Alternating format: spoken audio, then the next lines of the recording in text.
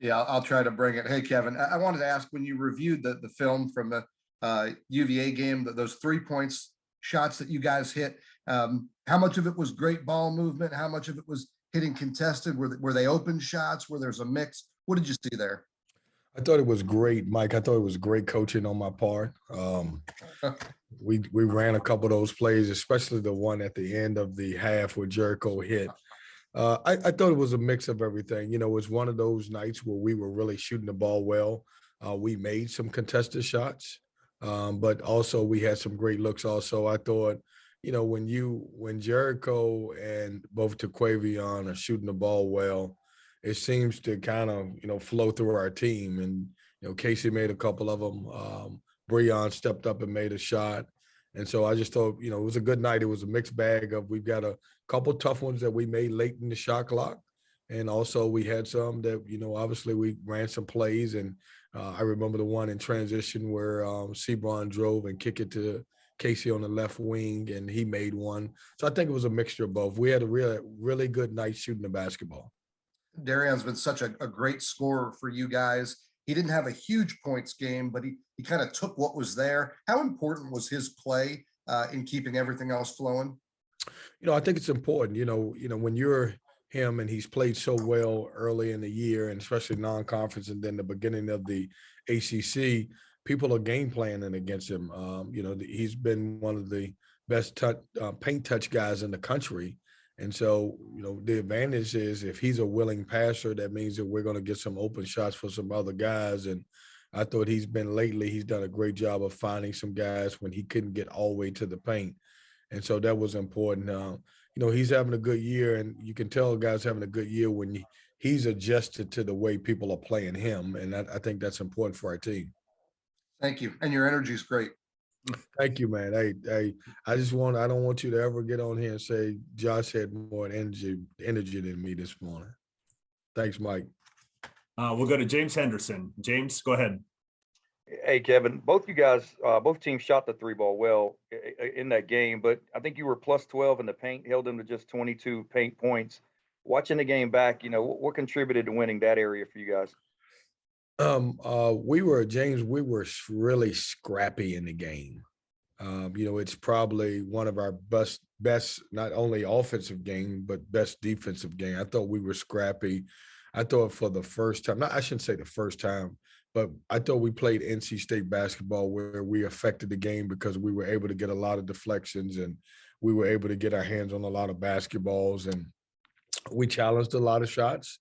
I thought we did a good job in that. We mixed it up how we played a little bit defense at times. We were switching 1 through 4, and then, we tried our best to, with the mover blocker that Tony and those guys run, that style and that system and those plays could really hurt you. And it did early on in the game. I thought we gave up too many open shots. I think they started off making 5 threes, and we made some adjustments and didn't give up so many open shots. But I thought, we were a little bit more scrappy and active than we've done in the last few games.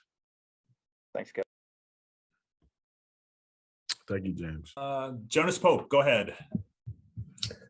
Coach, everyone obviously knows about your big three when Taquavion and Jericho and Sebron are scoring. You guys obviously do well. But the last couple of games, has Casey's emergence, him getting back healthy, has that been a big difference as well on both ends of the floor for the team?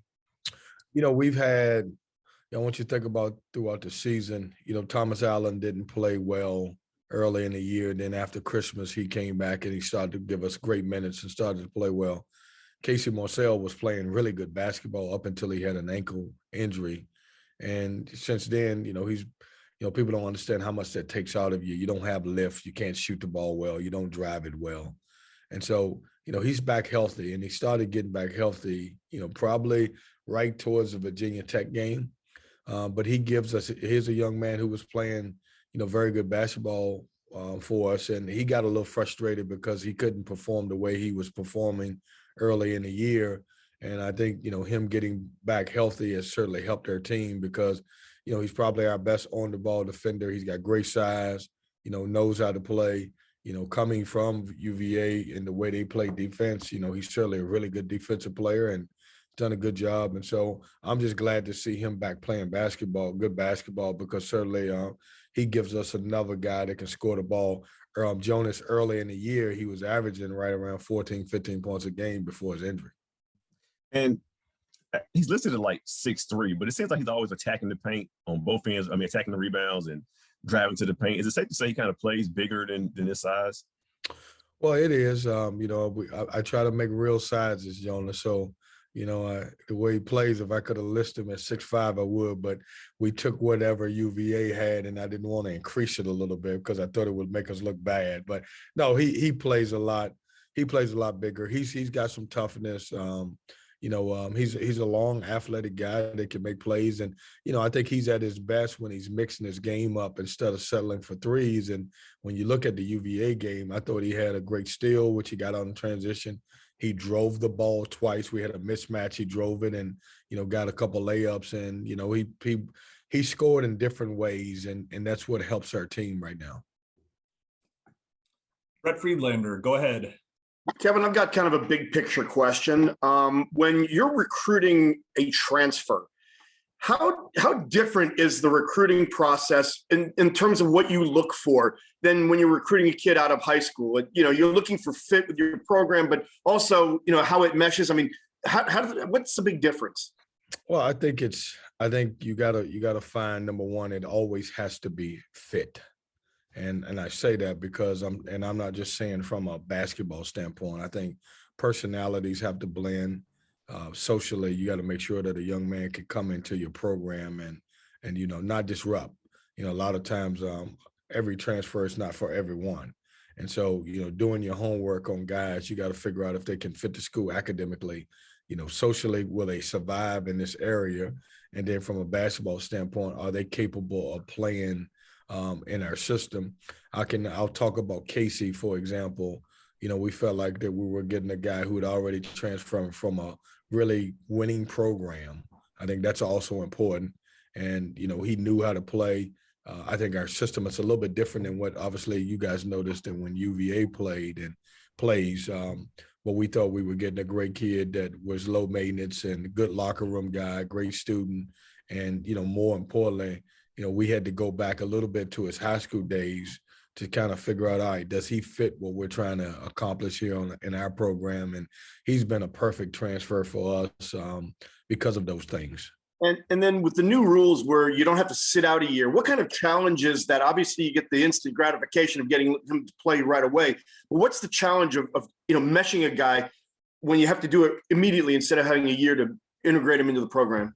Yeah, it a lot of times, Brett, it depends on the individual.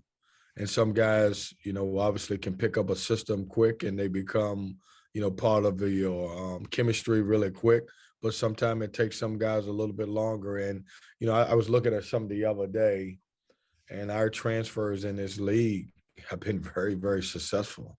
I think that's a good sign for the coaches who are recruiting in this league, because it feels like that everybody's recruiting guys that fit their system and obviously are not chemistry killers. Every transfer is not for everybody. I think it's important that you have to do your homework and make sure that, you're getting somebody that brings something positive to your team.